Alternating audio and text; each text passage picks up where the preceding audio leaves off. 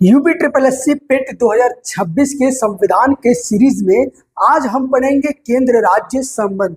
यह टॉपिक ना सिर्फ यूपी ट्रिपल एससी पेट के लिए जरूरी है बल्कि इससे संबंधित आने वाले सभी exam, junior assistant food analyst, nursing, लेखपाल, वीडियो, इसके साथ साथ आरओ, एआरओ और आने वाले यूपी पीसीएस के एग्जाम में बहुत ही उपयोगी है। तो वीडियो के लास्ट तक बने रहें और चैनल को सब्सक्राइब करके अच्छे से आप नोट्स बनाएं। तो आज का हमारा टॉपिक है केंद्र राज्य संबंध। अगर संविधान में कुछ इसके उल्लेख के बारे में बात करेंगे तो ये संविधान के भाग 11 में है। क्या है? संविधान के भाग 11 में। और अनुच्छेद की बात करें तो अनुच्छेद 245 से 293 तक इसका जिक्र है। अगर हम बात करेंगे संबंध के आधार पर तो केंद्र और राज्य के संबंध जो है तीन आधार पर बनाए गए, इनके तीन स्तंभ बनाए गए। पहला स्थायी संबंध जो है वह अनुच्छेद 245 से 255 है। दूसरा है प्रशासनिक संबंध जो 256 से 263 है। और तीसरा है वित्तीय संबंध जो 264 से 293 तक है। इन सभी को हम विस्तार से आगे पढ़ेंगे। अगर हम बात करेंगे विधायी संबंध के बारे में तो विधायी संबंध का संबंध है 245 से 255। अब इसमें देखिए शक्तियों का बंटवारा किया गया। आपको पता है कि विधायिका का काम क्या होता है? कानून को बनाना, और कार्यपालिका का काम होता है उस कानून को लागू करना। लेकिन इस विधायिका में दो प्रकार से विधायिका होती है। एक केंद्र के स्तर पे संसद होता है और राज्य के स्तर पे विधान मंडल होता है। तो उसी आधार पर हम देखेंगे कि इन विधायिकी शक्तियों के अंतर्गत केंद्र और राज्य में किस प्रकार के संबंध को स्थापित किया गया है। अगर हम बात करेंगे क्षेत्र अधिकार के बारे में, यानी कि इसमें अनुच्छेद 245 के बारे में क्षेत्र अधिकार की बात की गई है। इसमें देखिए संसद को कहा गया है कि संपूर्ण भारत में कानून बना सकती है, यानी कि भारत की संसद, संघ की संसद जो है केंद्रीय सरकार द्वारा पूरे भारत के लिए, जहां पे भारत की भूमि है उसके लिए कानून बना सकती है। वहीं पे जो राज्य विधानमंडल होती है केवल अपने राज्य की सीमा के अंतर्गत के लिए वो कानून बना सकती है। जैसे कि मोदी सरकार अगर चाहे तो पूरे भारत के लिए कानून बना सकती है, लेकिन वहीं पे अगर सिर्फ माननीय योगी आदित्यनाथ जी चाहे तो सिर्फ उत्तर प्रदेश के लिए कानून बना सकते हैं। तो योगी जी किसका प्रतिनिधित्व कर रहे हैं? सिर्फ विधानमंडल का। और मोदी जी किसका प्रतिनिधित्व कर रहे हैं? संसद का कर रहे हैं। तो ये आप थोड़ा सा अंतर समझिए। उसके बाद अगर हम बात करेंगे विषय वस्तु की बात करेंगे तो विषय वस्तु जैसे कि किस किस विषय पे राज्य सरकार कानून बना सकती है, किस विषय पे केंद्र सरकार बना सकती है, या किस विषय पे दोनों कानून बना सकते हैं, उस विषय के बारे में चर्चा की गई है। तो उस विषय की चर्चा के बारे में हम बात करेंगे। वो किया गया है अनुच्छेद 246 से। और यह लिया कहाँ से गया है? और वो लिया गया है भारत शासन अधिनियम 1935 से लिया गया है। और साथ में यहीं पे आप देख लेंगे ये 7वीं अनुसूची में 3 सूचियां दी गई है। ठीक है, तो यहां तक आपको बात समझ में आ गया। अब हम समझेंगे कि जो पहला है इसमें संघ सूची है। पहला क्या है? संघ सूची। अब देखेंगे जब संविधान लागू हुआ था तो जो मूल संविधान था उस मूल संविधान में जो विषय थे 97 थे। क्या थे? मूल विषय में कितने थे? 97। लेकिन वर्तमान में संघ सूची में कितने विषय हैं? 98। अब एज 98 आप याद भी कर सकते हैं, लेकिन मुख्य आप समझ जाइए किन विषयों पे सिर्फ केंद्र सरकार को कानून बनाने का अधिकार, जैसे कि रक्षा हो गया, परमाणु ऊर्जा हो गया, विदेश मामले हो गए, नागरिकता हो गया, बैंकिंग हो गया, रेलवे हो गया। ठीक है, रेलवे हो गया, ऊर्जा हो गया, पेट्रोलियम हो गया। इन सब पे किसको कानून बनाने का अधिकार है? सिर्फ और सिर्फ केंद्र सरकार को। ठीक है, उसके बाद आगे हम देखेंगे कि राज्य सूची का विषय। राज्य सूची का विषय का मतलब क्या? इसमें सिर्फ विधानमंडल, राज्य की विधानमंडल है, इस पे सरकार, राज्य की विधानमंडल है, सिर्फ उसमें कानून बनाने का अधिकार है। इसका देखिए जब संविधान लागू हुआ था तो मूल विषय में कितने थे? 66 थे। लेकिन वर्तमान में इसको संशोधन करके कितने रख दिए गए? सिर्फ 59 रखे गए। इसमें देखिए पुलिस हो गया, लोक व्यवस्था हो गया, स्वास्थ्य हो गया, कृषि हो गया, भूमि हो गया। इसके लिए कौन कानून बना सकता है? सिर्फ और सिर्फ बना सकती है राज्य पुलिस। जैसे कि देखिए पुलिस को नियंत्रण कौन करेगा? मुख्यमंत्री नियंत्रण करेगा। प्रधानमंत्री नियंत्रण नहीं कर सकता है। प्रधानमंत्री सिर्फ केंद्रीय बल को नियंत्रण करेगा, लेकिन पुलिस को नियंत्रण कौन करेगा? मुख्यमंत्री। उसके बाद लोक व्यवस्था, यहाँ पे शांति व्यवस्था, प्रशासन का संचालन कौन करेगा? राज्य विधानमंडल करेगा। उसके बाद स्वास्थ्य हो गया, भूमि हो गया। जैसे कि देखिए भारत में अन्य अन्य राज्यों में भूमि का बंटवारा और संपत्ति का अधिकार अलग अलग कानून से होता है। राज्यों में अलग होता है, संघ में अलग होता है, और साथ में अन्य अन्य राज्यों में अलग अलग कानून होता है। तो ये राज्य विधानमंडल का विषय एक मोटी मोटा आप इसको समझ लीजिए। उसके बाद अगर हम बात करेंगे समवर्ती सूची, समवर्ती सूची का मतलब क्या होता है कि उस पे राज्य भी कानून बना सकती है और केंद्र सरकार भी कानून बना सकती है। जिन पे राज्य और केंद्र दोनों मिलकर कानून बनाने का अधिकार है उसको कहते हैं समवर्ती सूची। जैसे कि मूल में कितने थे? मूल में विषय थे 47। जब संविधान लागू हुआ था तो 47 था, लेकिन वर्तमान में कितने विषय?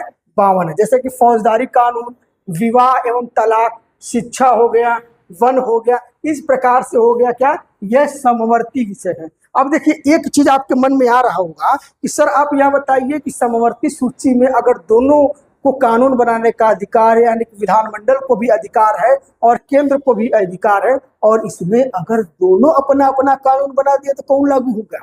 ये तो आपको मन में आ सकता है ना। तो देखिए भैया, जब भी अगर दोनों कानून बनाएंगे, एक तरफ केंद्र बना देगा, एक तरफ राज्य बना देगा, तो हमेशा केंद्र के कानून को प्राथमिकता दी जाएगी। समझ में आ गया यहाँ पे? उसके बाद चलेंगे हम देखेंगे। ये स्क्रीनशॉट आप ले लीजिए, इसका स्क्रीनशॉट ले लीजिए, क्योंकि ये प्रश्न कभी कभी पूछ लेता है कि संघ सूची में मूल में कितने थे, जब यानी पहले मूल में कितने थे, समवर्ती में पूछता है, राज्य सूची में पूछता है, और इसका अधिकार पूछता है। देखिए जैसे कि संघ सूची का अधिकार किसके पास है? संसद के पास है। राज्य सूची का अधिकार किसके पास है? विधानमंडल के पास है। और समवर्ती सूची का अधिकार किसके पास है? दोनों के पास है। कभी कभी ये प्रश्न पूछता है। एक तरीके से आप स्क्रीनशॉट लेकर एक फैक्ट याद रख लीजिए। उसके बाद देखेंगे हम अनुच्छेद 249। देखिए भैया, अनुच्छेद 249 का मतलब क्या होता है? राष्ट्रहित में। देखिए अगर राष्ट्र को, देश को लगेगा, संसद को अगर लगेगा कि किसी राज्य विधानमंडल की राज्य सूची के विषय पे हमें कानून बनाना है, तो वह तब बनाएगा जब राज्यसभा 2/3 बहुमत से ये संकल्प पारित करेगा कि फला राज्य के लिए कोई राज्य सूची का विषय बनाना है। तब संसद जो है उस राज्य के लिए राज्य सूची का विषय बनाने का अधिकार रखता है। जैसे कि मान लीजिए, अब आपको एक प्रैक्टिकल आपको समझा दे रहा हूं। जैसे कि तमिलनाडु में बीजेपी की सरकार नहीं है। अब अगर बीजेपी को यह लगे कि नहीं, तमिलनाडु राज्य के लिए हमें एक कानून बनाना चाहिए, तो वो क्या करेगी? वो तो भैया राज्य सूची का विषय है। अब राज्य सूची के विषय के लिए अगर संसद कानून बनाना चाहती है तो उसको राज्यसभा में पहले 2/3 बहुमत से संकल्प पारित कराना होगा। उसके बाद जो है राज्य सूची के विषय पर संसद कानून बनाने का अधिकार रखती है। उसके बाद अगर हम बात करेंगे कि अनुच्छेद 252 यह कहता है कि जैसे कि मान लीजिए कभी कभी राज्यों में दो राज्य, जैसे कि मान लीजिए हमेशा एक राज्य दूसरे राज्य से किसी न किसी मामले में समान रहता है, जैसे संस्कृति के मामले में, त्योहार के मामले में, और एक लगाव रहता है। तो कभी कभी राज्यों को यह लगता है कि नहीं, दोनों राज्यों में अगर सेम कानून रहेगा तो यहाँ की जनता को लाभ होगा। लेकिन जैसे कि मान लीजिए अगर बिहार और उत्तर प्रदेश से घनिष्ठता कोई रखनी है, संबंध बहुत रखना है सांस्कृतिक स्तर पे। अब आपको पता है कि बिहार में भोजपुरी बोला जाता है, अपने उत्तर प्रदेश में भोजपुरी बोला जाता है। तो अगर इसको लेकर कोई फायदेमंद चीजें करनी है, तो अगर कानून बनाना है राज्य सूची पे, तो आपको पता होगा कि भाई बिहार में सम्राट चौधरी का सरकार है, यहाँ बाबा योगी जी का सरकार है। लेकिन अगर दोनों चाहते हैं कि नहीं भैया हम एक दूसरे से बोलचाल नहीं हमारा है, लेकिन कानून बन जाए, तो अगर राज्य विधानमंडल अगर संसद से निवेदन करेगा तो संसद जो है अनुच्छेद 252 के तहत राज्य सूची के लिए विषय के लिए कानून बना सकती है। ठीक है, चाहे वो एक राज्य के लिए, चाहे एक से अधिक राज्यों के लिए। ठीक है, अब देखिए उसके बाद अनुच्छेद 253। अब देखिए अनुच्छेद 253 क्या कहता है? अंतरराष्ट्रीय संधि को लागू करने के लिए संसद जो है कानून बना सकता है। इसका मतलब जरा समझिए, जैसे कि भारत का जो तटीय क्षेत्र है या बॉर्डर सीमावर्ती क्षेत्र है, यानी कि जो सीमा पे क्षेत्र है, अगर मान लीजिए किसी देश से कोई सीमा समझौता हो रहा है, अंतर्राष्ट्रीय समझौता हो रहा है, तो उस अंतर्राष्ट्रीय समझौते को लागू करने के लिए राज्य सूची के स्तर पर संसद को कानून बनाने का अधिकार है। किसके तहत? आर्टिकल 253 के तहत। अब इसका एग्जाम्पल समझ लीजिए भैया, इसका एग्जाम्पल समझिए कि 100वां संविधान संशोधन जो बांग्लादेश के साथ सीमा विवाद, जो हमारा समझौता जो है, जो सीमा विवाद खत्म हुआ था, जिसके तहत लगभग हमने 100 गांव भारत के जो है बांग्लादेश को दे दिए थे। अब जो 100 गांव भारत के बांग्लादेश को दिए थे, तो भैया ये राज्य की तो भूमि तो राज्य सूची का विषय है, आपको पता है, भूमि आप किसी दूसरे देश को दे रहे हैं। तो जब अंतर्राष्ट्रीय समझौता हो गया संसद स्तर पे, तो अंतर्राष्ट्रीय समझौते को लागू करने के लिए राज्य सूची विषय पर भी संसद को कानून बनाने का अधिकार है। अब समझ में आ गया आपको? जैसे कि मान लीजिए अब जम्मू कश्मीर का कोनो मामला हो गया, अभी उत्तर प्रदेश का आप देख लीजिए, उत्तर प्रदेश का कितना जिला नेपाल से लगता है, ठीक है। अब मान लीजिए नेपाल से हमारा कोई समझौता हो गया, कोई संधि हो जाए अंतर्राष्ट्रीय स्तर पे, अब उसको लागू करने के लिए जब लागू करने की बात आ जाएगी, तो संसद को यह शक्ति रहेगा कि यूपी के लिए कानून बना दे। ये राज्य सूची के विषय पे कानून बना सकता है आर्टिकल 253 के तहत, ठीक है। उसके बाद हम चलेंगे, देखेंगे आपातकाल में शक्ति। देखिए, जैसे कि जब देश में आपातकाल आ जाए, आर्टिकल 352, जब देश में आपातकाल आ जाए, तो संसद को यह शक्ति है कि वो किसी भी राज्य के लिए या पूरे भारत के लिए जो चाहे वो कानून बना सकती है। उसके बाद जो है आर्टिकल 356, आर्टिकल 356 क्या होता है कि जब किसी राज्य में राष्ट्रपति शासन लग जाता है। राष्ट्रपति शासन का मतलब क्या होता है कि वहां पे कोनो शासन मुख्यमंत्री नहीं करता है, या तो गवर्नर के माध्यम से शासन चलाया जाता है या राष्ट्रपति के माध्यम से। जब वहां की विधानमंडल का सदन न चलता हो, विधानमंडल सत्र न चलता हो, तब वहां पे जब राष्ट्रपति शासन लगा हो, तब जो है कानून बनाने का अधिकार किसके पास है? तब कानून बनाने का अधिकार है संसद के पास। किसके तहत? आर्टिकल 356 के तहत। उसके बाद हम देखेंगे प्रशासनिक संबंध। देखिए, यह अनुच्छेद 256 से 263 तक राज्य को निर्देश देने की शक्ति है। जैसे कि समझ जाइए, जैसे कि मान लीजिए सुप्रीम कोर्ट ने कोनो कानून मतलब कोनो जजमेंट दे दिया, फैसला दे दिया। अब फैसला दे दिया तो केंद्र सरकार को कहा कि भैया भारत में लागू करो। जैसे कि अभी हाई कोर्ट ने एक निर्णय दिया है कि जो यहाँ के दरोगा पुलिस है 151 धारा का बहुत दुरुपयोग करते थे, गरीब असहाय लोगों को और बेकसूर लोगों को चालान कर देते थे। तो अब जैसे कि मान लीजिए इलाहाबाद हाई कोर्ट के अंतर्गत जो जो राज्य आते थे, यानी कि पहले उत्तराखंड भी आता, उत्तराखंड, तो जैसे कि जो जो राज्य इलाहाबाद हाई कोर्ट के अंतर्गत आते थे, या फिर जो भी कोई कानून जो है जो प्रशासनिक स्तर पर लागू करना हो, तो उसके लिए कानून जो है बनाने की शक्ति है किसके पास? केंद्र सरकार पर। वो निर्देशित कर सकती कि ये चीज को फॉलो करो अपने राज्य में, ठीक है। उसके बाद देखेंगे अनुच्छेद 256, अनुच्छेद 256 का भी केंद्र के कानूनों का राज्यों में अनुपालन। जैसे कि केंद्र के कानून, जैसे कि भैया देखिए फूड सिक्योरिटी एक्ट, कौन सा कानून है? ये केंद्रीय कानून, संसद द्वारा पारित किया गया फूड सिक्योरिटी एक्ट। अब फूड सिक्योरिटी एक्ट को अगर राज्यों में निर्देशित कर दिया गया तो राज्यों को मानना अनिवार्य, अनुच्छेद 256 पे। यानी कि जब पूरे विधानमंडल के पूरे देश स्तर पर कोई कानून बनाया जाता है, तो उस देश स्तर के कानून को राज्यों में लागू करने की जिम्मेदारी विधानमंडल की होती है, और वो किसके तहत होता है? आर्टिकल 256 के तहत। उसके बाद आर्टिकल 257 क्या कहता है? राज्यों पर संघ का नियंत्रण, यानी विशेष दशा में, जैसे कि मान लीजिए कोई कोरोना काल आ गया, कोरोना काल में कोई बहुत नियम, कोई स्ट्रिक्ट या कोई कानून बनाना हो, तो क्या होगा? विशेष परिस्थिति में आर्टिकल 257 के तहत। उसके बाद देखेंगे हम क्या है, अखिल भारतीय सेवाओं में। देखिए भैया, अखिल भारतीय सेवाओं का मतलब क्या है कि जो डीआईजी होते हैं, जो डीएम होता है, जो एसपी होता है, वो किसके अधीन आता है? वो संघ केंद्र सरकार के अधीन आता है। तो इन सब मामलों में क्या होता है? अखिल भारतीय सेवाओं में संयुक्त नियंत्रण, जैसे उनकी नियुक्ति, उनकी पदोन्नति, उनका ट्रांसफर किसके अधीन होता है? वो केंद्र सरकार के अधीन होता है। किसके अधीन होता है? केंद्र सरकार का अधीन होता है, ठीक है। उसके बाद हम चलेंगे वित्तीय संबंध। देखिए अनुच्छेद 264 और अनुच्छेद 293 की। देखिए सरकार जो है रेवेन्यू कलेक्ट करता है जनता से। अब रेवेन्यू का बंटवारा जो है, रेवेन्यू का बंटवारा कैसे केंद्र और राज्यों के बीच में होगा, वो क्या कहता है? अनुच्छेद 268 के तहत। जैसे कि केंद्र सरकार कोई कानून बनाकर लागू करता है और राज्य कर को वसूलता है। जैसे कि जीएसटी देख लीजिए, जीएसटी कौन बनाया है? जीएसटी यूपी में लागू चालू हुआ, बिल पास हुआ कि केंद्र में पास हुआ। यानी कि जीएसटी केंद्र सरकार का कानून है और उसके तहत वसूली कौन कर रहा है? राज्य सरकार वसूली कर रहा है। समझ में आ गया? उसके बाद देखेंगे वित्त आयोग, जिसको कहते हैं फाइनेंस कमीशन, इसको कहते हैं आर्टिकल 280 के अंतर्गत आता है। इसमें देखिए भैया, वित्त आयोग का परिचय समझ लीजिए। ये अर्ध न्यायिक निकाय है और इसका गठन कौन करता है? राष्ट्रपति करता है। प्रत्येक 5 वर्ष पर राष्ट्रपति गठन करता है और इसके एक अध्यक्ष और 4 सदस्य होते हैं और इसके साथ टोटल सदस्य कितने होते हैं? 5 होते हैं। अब अगर हम बात करेंगे एक फैक्ट के रूप में, परीक्षा में प्रश्न पूछ लेता है। क्या प्रश्न पूछता है भैया?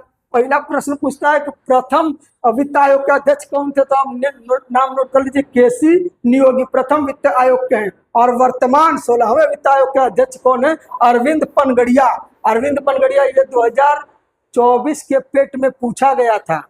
अरविंद पनगड़िया के लिए 2024 के पेट में पूछा गया था। ठीक है, उसके बाद देखेंगे फाइनेंस कमीशन के कुछ कार्य देख लीजिए। क्या है? पहला क्या भैया?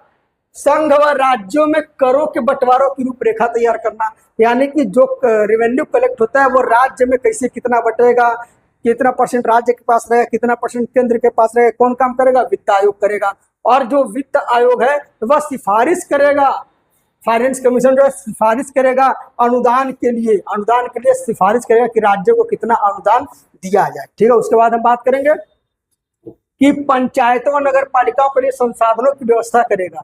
यानी कि जो स्थानीय शासन है उनके लिए फंड की उपलब्धता कराएगा और साथ में इनकी जो है सलाह, इनकी जो है सलाह जो है राज्य सरकार माने चाहे ना माने, ये उनके ऊपर कोई बाध्यकारी नहीं है। उसके बाद अगर हम बात करेंगे प्रमुख आयोग, जैसे केंद्र और राज्य को संबंध को मजबूत और स्थायी बनाने के लिए हमेशा नए नए जो है कमेटियां बनाई गई, जिसका काम था कि भैया वो केंद्र और राज्य के संबंध को स्थापित कर सके। जैसे कि शीतलवाड़ा समिति बनाया गया 1966 में, उसके बाद राम मन्नार समिति बनाया गया 1959 में, सरकारिया आयोग बनाया गया 1983 में, पंछी आयोग बनाया गया 2007। अब देखिए इसमें से कुछ चीजें समझ जाइए। शीतलवाड़ा समिति कहता था भैया कि राज्य को अपनी सूची का विषय दिया जाए, और राज मन्नार समिति कहती थी कि देखिए भैया जो राज्यपाल की नियुक्ति होगी वह मुख्यमंत्री के सलाह पे होनी चाहिए, यानी कि केंद्र सरकार अपने मर्जी से नियुक्ति न करे। सरकारिया आयोग यह कहता था कि 356 का दुरुपयोग को रोकना चाहिए, और पुंछी आयोग भी यही कहता था कि प्रशासनिक सहायता देनी चाहिए। तो इस प्रकार से जो है प्रमुख जो आयोग है हमेशा केंद्र और राज्य के लिए प्रयास किए थे कि इनके बीच में संबंध जो है सही से स्थापित हो सके। उसके बाद देखेंगे वर्तमान में सरकारिया आयोग को 1990 में गठन करके अभी वर्तमान में हम जो काम कर रहे हैं केंद्र राज्यों के संबंध में, वो सरकारिया आयोग के सिफारिशों के आधार पर काम कर रहे हैं। और इसके जो अध्यक्ष थे वो प्रधानमंत्री थे। और सरकारी आयोग के सिफारिश पे एक परिषद का गठन किया गया था, अंतर्राष्ट्रीय परिषद, और उसके अध्यक्ष कौन थे? अध्यक्ष कौन है? प्रधानमंत्री, अनुच्छेद 263 के तहत अंतर्राष्ट्रीय परिषद। ठीक, उसके बाद देखेंगे परिषद के सदस्य कौन होंगे? सभी राज्यों के मुख्यमंत्री होंगे और पीएम द्वारा 6 कैबिनेट मंत्रियों को नामित किया जाएगा। उसके बाद देखिए क्षेत्रीय परिषद का गठन कब होता है? एक्ट 1956 के तहत होता है, और इसके उपाध्यक्ष हमेशा गृह मंत्री होते हैं। अब देखिए कि 6 टोटल जो है 5 जो है मुख्यालय जो है परिषद के बनाए गए। पहले उत्तर दिशा के मुख्यालय कौन है? उत्तर परिषद के मुख्यालय कौन है? नई दिल्ली। मध्य का है प्रयागराज, पूर्वी का मुख्यालय है कोलकाता में, और पश्चिमी का मुख्यालय है मुंबई में, और दक्षिणी राज्यों का मुख्यालय है चेन्नई में। उसके बाद अगर हम बात करें पूर्वोत्तर परिषद, यानी कि जो पूर्वोत्तर राज्य हमारे हैं उनके लिए पूर्वोत्तर परिषद का गठन किया गया है, और उसका गठन 1972 में किया गया है। और 2002 में सिक्किम को भी पूर्वोत्तर राज्य के परिषद में शामिल कर लिया गया था। उसके बाद हम देखेंगे नदी जल विवाद, यानी कि जब 2 नदियों में जल के विवाद को लेकर संकट उत्पन्न होता है तो नदी जल विवाद का जो है निपटारे के लिए एक न्यायाधिकरण, नदी जल विवाद जो है प्राधिकरण बनाया गया है, और वो बनाया गया अनुच्छेद 262 की तहत। ठीक है, और इसका काम क्या है कि विवाद के निपटारे के लिए न्यायाधिकरण का गठन करेगा। उसके बाद अगर हम बात करेंगे वर्तमान में कौन कौन नदियों में जल विवाद पड़ा है। पहला है कृष्णा नदी के लिए ये 1969 में जो है महाराष्ट्र, कर्नाटक और अरुणाचल प्रदेश में जल विवाद का कारण बना था। उसके बाद नर्मदा नदी में 1969 में गुजरात, महाराष्ट्र, मध्य प्रदेश और राजस्थान के लिए बना था जल विवाद का कारण। उसके बाद कावेरी में 1990 में तमिलनाडु, कर्नाटका और का केरल और पुडुचेरी के लिए विवाद बना था। ठीक है, उसके बाद अगर हम बात करेंगे कि अनुच्छेद 268 स्टाम्प शुल्क के बारे में कहता है, जो कचहरियों में स्टाम्प शुल्क मिलता है वो अनुच्छेद 268 के तहत कहता है, जो केंद्र और राज्य दोनों अपने तरीके से लागू कर सकते हैं। उसके बाद अनुच्छेद 269 जीएसटी जो है अंतर्राज्यीय व्यापार, यानी कि देखिए पहले क्या होता था, पहले वैट और मैट होता था, वो अलग अलग राज्यों के अनुसार जो है उसको प्रतिफल मिलता था टैक्स का। अब देखिए अब क्या हो गया, अब टैक्स का जो है अलग अलग होगा। जैसे कि जीएसटी के लिए जीएसटी कितने भागों में बांटता है, एक होता है आईजीएसटी, एक होता है जीजीएसटी, एक होता है एसजीएसटी। तो इस तरीके से जीएसटी जो अलग अलग बांटा जाता है राज्यों के बीच में, उसके करों का वितरण होता है, वो किसके तहत आता है, अनुच्छेद 269A के तहत आता है। अब देखेंगे सरकारिया आयोग, ये अक्सर देखिए प्रश्न पूछ लेता है सरकारिया आयोग के संबंधित। सरकारी आयोग का मुख्य उद्देश्य क्या होता है, मजबूत केंद्र बनाना लेकिन राज्यों को स्वायत्तता प्रदान करना। साथ में 3 भाषा फार्मूला इसने बताया था, यानी कि इसने हमेशा कहा था कि जिस राज्य की बातें हो रही हो उस राज्य की जो मातृभाषा है उसको भी प्राथमिक दृष्टि से उनको बराबरी मिलना चाहिए। इसीलिए हमेशा 3 भाषा फार्मूला को बताया गया। और इन्होंने कहा कि राज्यपाल की नियुक्ति हमेशा सीएम के सलाह पे होना चाहिए। अब अगर हम बात करेंगे निम्न क्विक रिवीजन के लिए, समझिए विधायी के लिए किससे है 200 केंद्र राज्य संबंध में, विधायी के लिए 245 से 255 वित्त आयोग का गठन अनुच्छेद 280 के तहत, प्रशासनिक जो है 256 से 263, नदी जल विवाद के लिए न्यायाधिकरण के लिए अनुच्छेद 262 और वित्तीय लेन देन के लिए अनुच्छेद 264 से 293 और इंटरनेशनल स्टेट काउंसिलिंग के लिए अनुच्छेद 263। तो इस प्रकार से हमने केंद्र राज्य संबंध को बताया और कुछ महत्वपूर्ण अनुच्छेदों को बताया जो अक्सर यूपी पेट के एग्जाम में पूछा जाता है। तो ऐसे ही आप तैयारी करते रहिए, हमारे चैनल को सब्सक्राइब करिए जिससे आपको बराबर नोटिफिकेशन मिलती रहे। Thank you very much.